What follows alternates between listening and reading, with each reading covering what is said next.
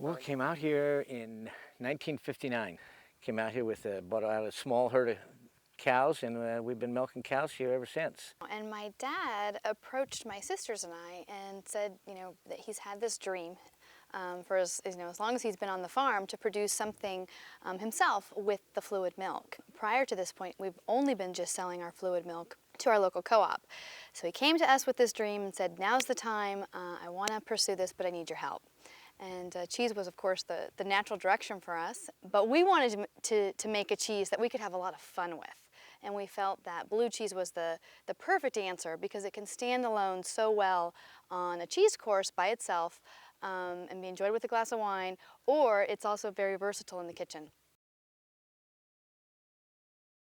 Farmstead means that the milk has to be produced on the farm where the cheese is made.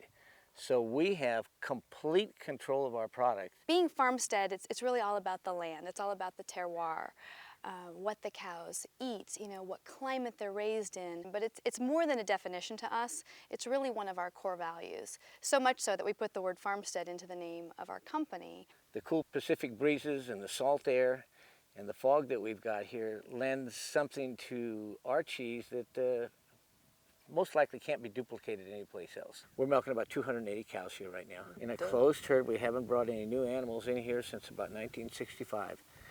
So we raise all of our own replacements.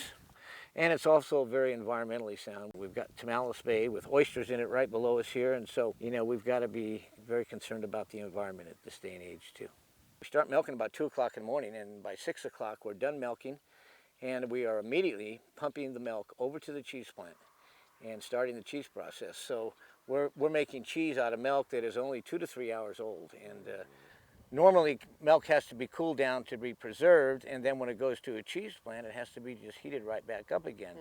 Well, being a farmstead, we are able to get the milk out of the cow, move it to the cheese plant fast enough where we don't have to cool it. And it comes out of the cow at 100 degrees. By the time it gets to the cheese plant, it's about 86 degrees, and what do you know?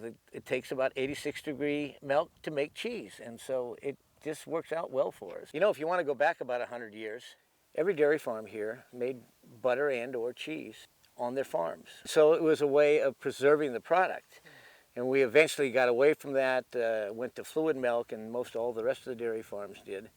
And the ironic thing about this whole cheese-making process is the fact that now 100 years later, we're back to doing the same thing that our grandfathers did 100 years ago, making cheese on the farm.